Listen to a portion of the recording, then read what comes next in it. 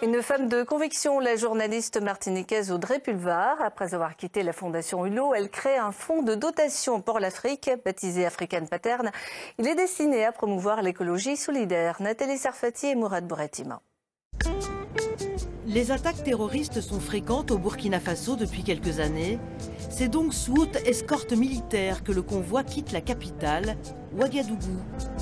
Direction Guillé, à 70 km.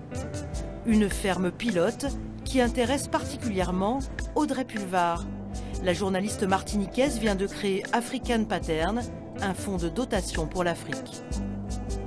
C'est une forme de retour aux sources, parce qu'évidemment, je ne sais pas d'où venaient mes ancêtres africains, mais j'ai des ancêtres africains. Donc évidemment, venir ici, travailler avec des Africains, c'est quelque chose qui... Voilà, moi je leur dis souvent que je suis une cousine éloignée, mais cousine quand même. Bonjour. C'est la deuxième visite d'Audrey Pulvar à la ferme pilote de Guillé, gérée par l'association AZN. Ça va ? C'est tout sec par rapport à la fois où je suis venue. C'était vert.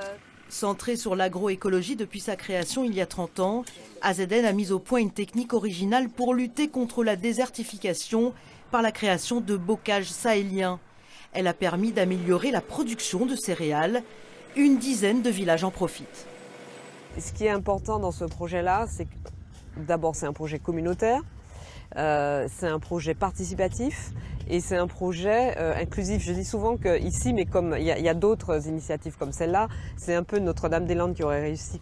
D'autres initiatives ailleurs, comme celle de Malam Sagirou, cinéaste et agriculteur, qui travaille sur un projet similaire chez lui au Niger. Audrey et moi, on a cette préoccupation autour de l'environnement, autour de l'écologie, de la question comment on peut améliorer, c'est-à-dire le vivant en tant qu'Africain à partir de l'Afrique, en apportant des réponses, pas simplement parce qu'on est africain, mais tout simplement parce qu'on est préoccupé par la situation du monde.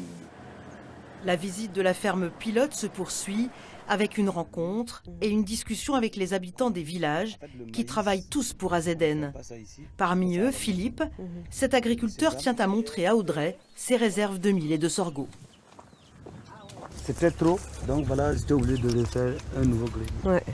Ah, il y en avait trop, j'étais obligé de faire un deuxième grenier. Regarde. Le fonds il va servir à soutenir des initiatives comme celle-ci, à démontrer qu'elles fonctionnent, à les modéliser pour passer de l'initiative, de l'expérience à quelque chose de plus général. Et par ailleurs, il servira à élaborer une plateforme politique. Les responsables d'AZN mettent beaucoup d'espoir dans le fonds de dotation d'Audrey. Et le fait qu'elle soit afro-descendante ne fait que renforcer les liens tissés depuis plus d'une année. C'est une Antillaise, mais c'est une Africaine. Voilà. Et ça, c'est quelque chose de très marquant. Et je pense que ça va être un gros plus pour la suite, quoi. Le Burkina Faso est le point de départ du projet African Pattern. Audrey Pulvar ne va pas s'arrêter là. La transformation écologique est en marche en Afrique et la journaliste compte bien accompagner ce mouvement.